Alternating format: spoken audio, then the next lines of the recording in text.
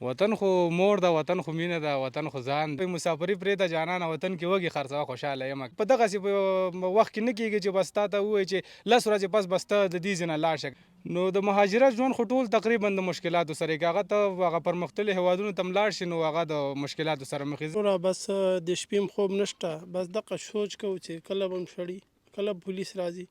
کله به هم نیسي، بس کله به مو باسي. بس دې ځای نه بیا مې کډه ویې وړله، یو ګاډی را سره و، بس هغه مې هم خرڅ کړ. نه اوس دې مهاله پورې خو چا موږ ته څه نه دي ویلي، اوسېږو خپل ژوند کوو. تل د یو ارمان به وکړو خو وخت به تېري. اوس روجه ده لکه دې وایي چې 31 مارچ مطلب زانه دا یم چې تعلیم وکړي، بس خوب سهولیت زندگی تېره کړي، بس موږ د حالت به کو تعلیم یې لکه ونه کوو. او خامخا دا خو لرو یې خامخا لرو. ښه حالت کې به چې تعلیم هم کړی ولې به دونه ذلیله کېدی په دې بټیو باندې، ولې نه پریشانه کېږو. کاروبار هم دی، خپل ځایونه هم دلته. مشرانو څخه دا غوښتنه لرو چې مهرباني به وکړي چې غریبانان خلک خپلې غریبۍ ته هم دې پرېږدي. سلامونه او نیکې هیلې درنو دوستانو، دا وخت زه دې خوا راولپنډۍ کې ښار ته ډېر نږدې یوې بټۍ ته راغلی یم او غوښتل مې چې دلته کوم افغانان ورونه کار کوي هغوی سره وغږیږو او له تاسو سره د هغوی حالات او وضعیت شریک کړو. لکه څنګه چې تاسو وینئ نور ډېر تیز دی، د روژې مبارکه میاشت ده او موږ سره دلته یو ګلالی غوندې ځوان ولاړ دی او نو غواړو چې له ده سره وغږیږو او د دوی په مشکلاتو او غوښتنو باندې له دوی څخه واورو. وروره ستړی مه شې. خیر اوسې. که په سر کې زموږ اورېدونکو ته او لیدونکو ته خپل باره کې خپل نوم او د افغانستان چې کوم ولایت دی د هغه ځای باره کې ورته ووایې. لاول خو غونډو ته زما سلام او بیا نوم زما مطیع الله دی. افغانستان کې د کونړ ولایت اوسېدونکی یم، نرنګ ولسوالۍ. دلته تقریبا 15 کالونه موږ پراته یو، 15 کاله موږ شو غالبا او همدغه مزدوري کوو، کله بټۍ کې، کله په ځنګلو کې لرګي وو، کله یو کار کله بل کار. کاروبار هم دی شکر دی وړوکی غونډه کې، خو زیات کار هم ومنم لکه بټو کې تېر شه.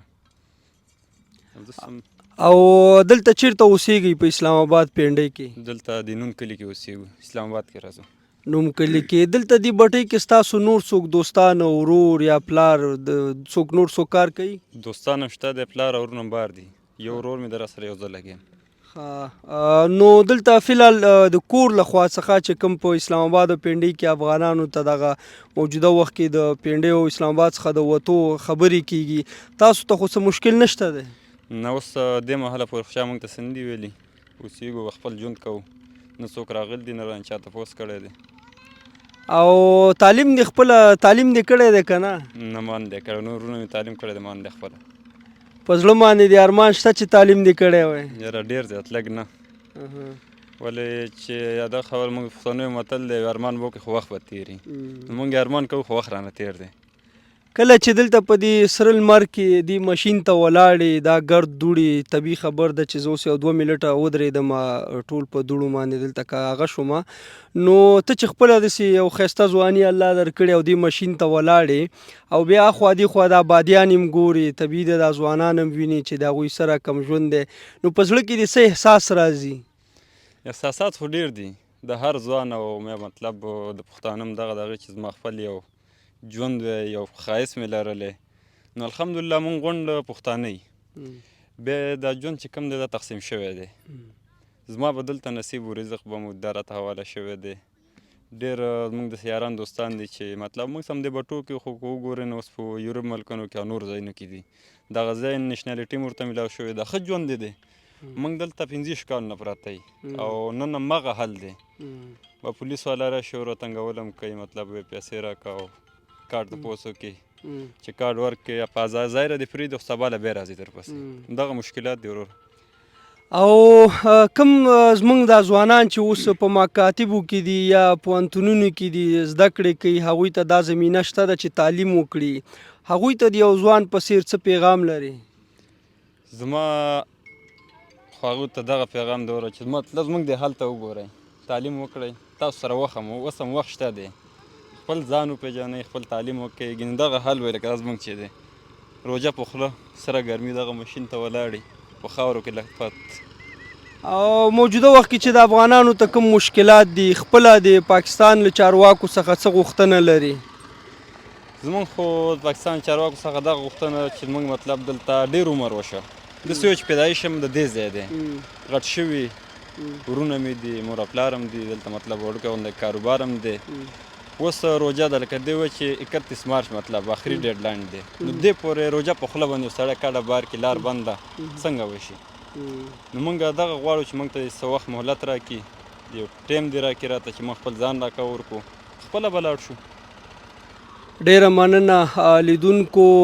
دا موږ سره یو افغان ځوان وزو دلته له نورو افغانانو سره غږیږو له موږ سره اوسئ درنو لیدونکو دا وخت موږ سره یو بل افغان ورور دی حیات الله چې دلته همدې بټۍ کې کار کوي دغه ټیکټر چلی دلته د خټه او خښتې مختې پکې وړي له ده نه اورو حیات الله وروره ستړی مه شي د دې وخت څنګه خیر اوسې څونه وخت کېږي دلته کار کې دلته خو ورور دا یو نیم کال قریبه کېږي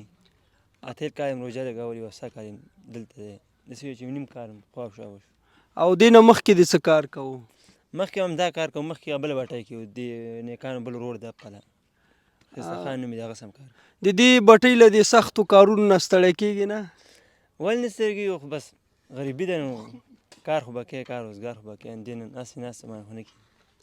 یعنی څه فکر کې که زمینه برابره وي تعلیم دې کړی وی نو نن به په دې حالت کې وي که له دې به ښه حالت کې وي ښه حالت کې به وی چې تعلیم هم کړی وی ولې به دونه ذلیله کېدی په دې بټیو باندې سره زر به وی بل کاروبار څونه افغانان دلته نور دې بټیو کې کار کوي ستا د خوا شاو کسان ډېر دي موږ سره خوا بله بټۍ کې دلته هم شته دی کسان ډېر دي 1.5 کسان دلته موږ سره خوا شته او دغه وخت کې چې دا کمې خبرې دلته روانې دي چې افغانان لیږي افغانستان ته تاسو دلته دا کار چې کوئ پریشانه کېږئ نه چې زموږ به څه کېږي ولې نه پریشانه کېږو کاروبار هم دی خپل ځایونه هم دلته ډېر پریشانه کېږو سودایي کېږو بار بار داسې دغه راشي ځایونه خرڅ کړو تکلیف به ډېر وي موږ ته ټینشن ډېر د یو ځوان افغان په توګه باندې ته له نړیوالو او د پاکستان له مشرانو څخه څه غوښتنه لري مشرانو څخه دا غوښتنه لرو چې ګزاره دې راسه وکړي غریبانان دغه او هر ځای کې کاروبارونه دي چې دا رامنې بله پرې تېر ګاډی ورسه هغه هم خرڅ کړو دې دغه د وجې او تنګول دې نه کوي مهرباني به یې چې غریبانان خلک خپلې غریبۍ ته هم دې پرېږدي مننه حیات الله وروره ښه لیدونکو دا بل ورور را سره دی جهانګیر خان له ده څخه یې اورو جهانګیر وروره ستړی مه شي وعلیکم السلام خیر اوسې مننه دا راته ووایه چې څونه وخت کېږي دې بټۍ کې کار کوې وروره دلته خو مې کار کېږي تقریبا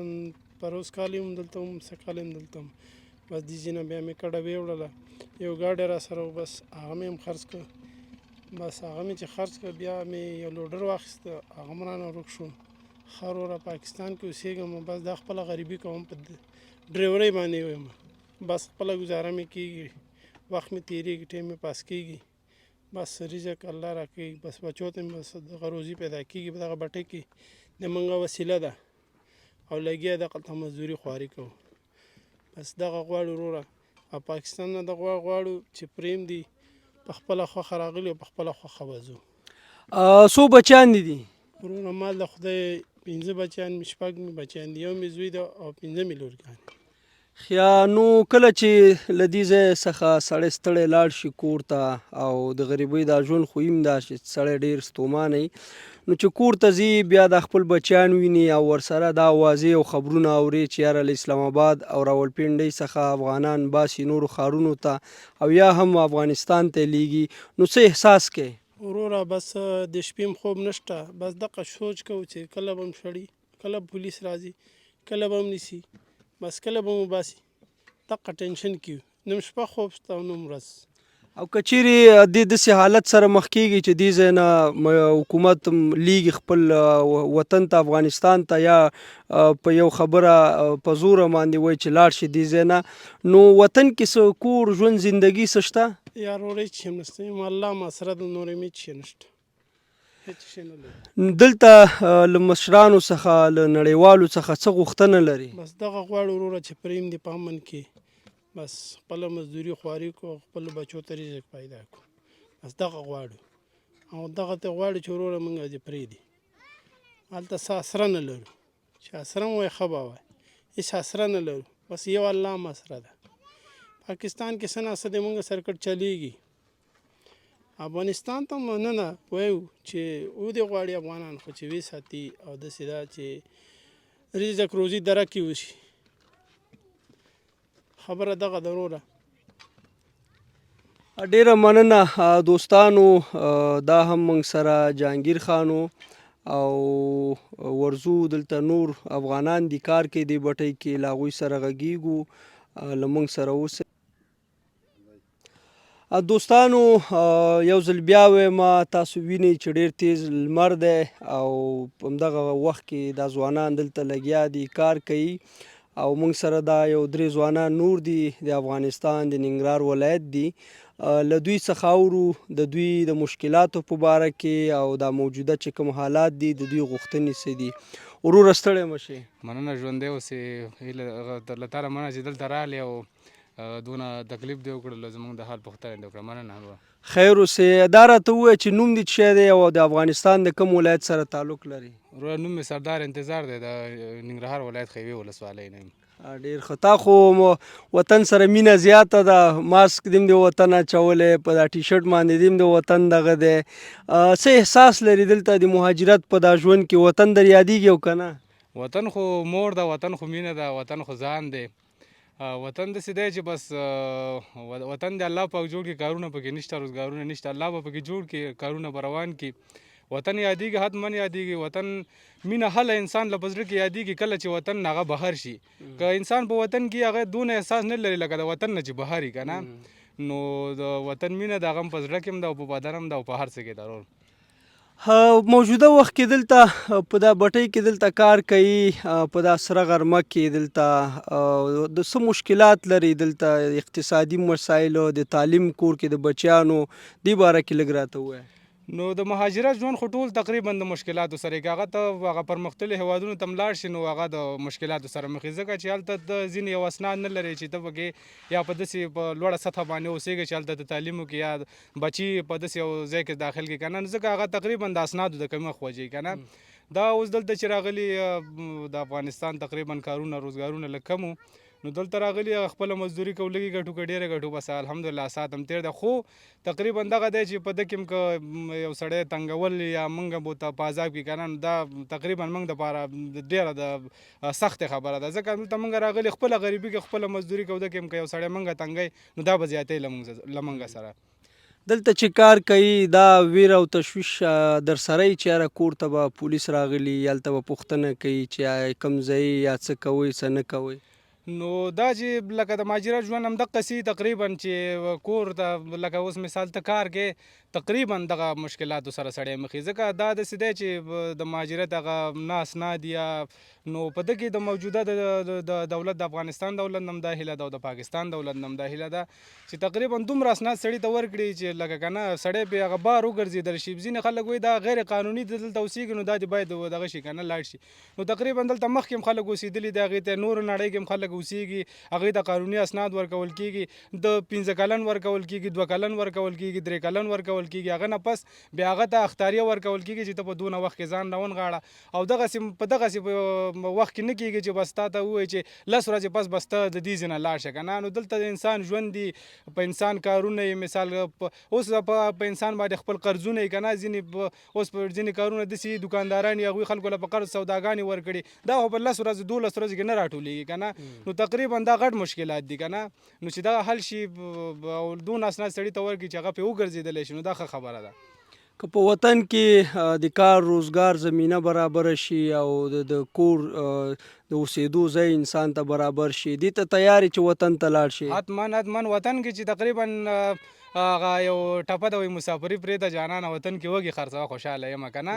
نو وطن کې که 100 روپۍ یو سړی وګټي او کار روزګاري نو زه سړی پرې ګزاره وکړي که نه نو الله پاک نه هم دا هیله ده دغه توقع ده چې الله پاک د نور وطن کې الحمدلله امن راغلی نور دې هم پکې امن خدای پاک راولي او خدای دې پکې کارونه سټارټ کړي نو که 100 روپۍ 200 روپۍ هم پاتې کېږي که نه نو وطن دی وطن ډېر خوږ دی ډیره مننه وروره ته راته دا ووایه چې نوم دې څه شی دی او د افغانستان د کوم ولایت دی ما نوم دی عبدالله یم د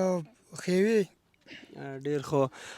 تا څخه دوه پوښتنې لرم. اول خو راته دا ووایه چې د یو ځوان په توګه ته ځوانانو ته څه پیغام ورکوې چې هغوی تعلیم وکړي؟ ځکه دا که چیرې موږ او تاسو ټولو تعلیم کړی وی او ځان هم رسولی وی، نن به له دې حالاتو سره نه مخ، نو ځوانانو ته څه پیغام ورکوې د تعلیم باره کې؟ ځوانانو ته دا یم چې تعلیم وکړي، بس خوب سهولیت زندگی تېره کړي. بس موږ د حالت به یې کو تعلیم یې لکه ونه کوو، دا حال به یې زموږ شاته. تعلیم ډېر ښه شی دی.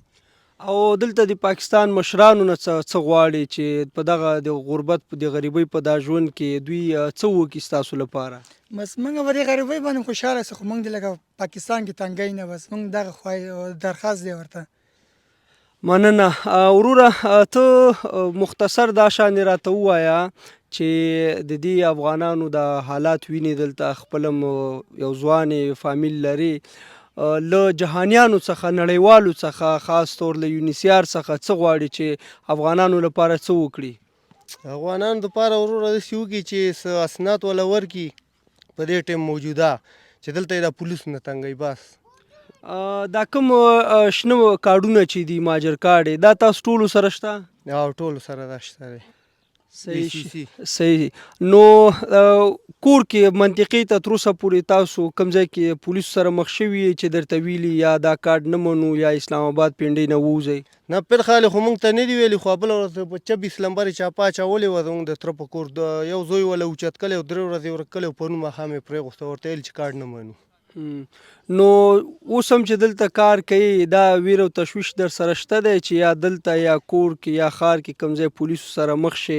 هغوی دې ونیسي یا جکیم ته دې بوځي یا د افغانستان ته ډیپورټ کړي؟ او خامخا دا خو لرو یې، خامخا لرو. ډېره مننه. درنو دوستانو، دا ول موږ سره دلته ځینې افغان ورونه، دلته بې شمېره بټۍ دي او اکثریت پکې افغانان دي دلته، او ټول دغه د غریبۍ له وجې نه دلته د روژې په دغه مبارکه میاشت کې دلته د سره لمر ته لګیا دي. که موږ او تاسو وګورو دلته په دې ښار کې د دې ځای محلي ځوانانو یا نور داسې د خارجي هیوادونو ځوانان دا ټیم ګرځي، دي غرونو ته خیږي، هایکینګ کوي، چکرې وهي یو ځای بل ځای. او زموږ ځوانان چې له ماشومتوب څخه د مهاجرت په دغه ژوند کې غربت په سر راغښتي دي، دوی ښه ورځ نه ده لیدلې، ولې د دې باوجود بیا هم وخت په وخت دا مشکلات راځي چې دوی باید له پاکستان څخه لاړ شي یا نورو ښارونو ته لاړ شي. کله یو کیمپ پې ورانېږي، کله بل کیمپ پې ورانېږي. نو دوی دلته ټول چې کوم دي قانوني اسناد لري، چې کوم پیوار د مهاجرینو کارتونه دي دلته، هغه په ګډه نړیوالې ټولنې د پاکستان حکومت سره د افغانستانه دا دوی دلته ورکړي دي د اوسېدو لپاره. وخت په وخت دوی ته کال 6 میاشتې نیټه هم ورکول کیږي. دوی ټول دغه غوښتنه لري چې په دغه خپل غربت کې خوشحاله یو، په خپله یې ګټو، که لږ که ډېره یې حلاله مزدوري کوو، په جرایمو کې کار نه لرو. دلته تاسو کتلی شئ چې دا ځوانان دلته په دا غرمه کې ولاړ دي، نو د دیو په سیاست کې څه کار دی، د دیو په جرایمو کې څه کار دی. دا خلک دلته راځي، هر یو ځوان کور کې 3-4 بچیان لري، هغوی لپاره دلته یو دوه ټیمه رزق ګټي او دا غوښتنه لري له نړیوالو څخه، د پاکستان له چارواکو څخه، حتی د افغانستان له حکومت څخه، چې دوی هر وخت هره پالیسي جوړوي باید دغه خلکو سره بشري سلوک وکړي، ځکه چې دوی په افغانستان کې هم آینده نه لري، هلته هم د ژوند داسې چاپیریال دوی ته نه دي برابر چې هلته لاړ شي. نو خدای دې وکړي چې دغه موجوده کوم حالت روان دي دغه خلک متاثره نه کړي او دوی ته اجازه ورکړي چې په ارامه فضا کې دغه خپل غریبۍ او خپل روزګار وکړي. ډېره مننه.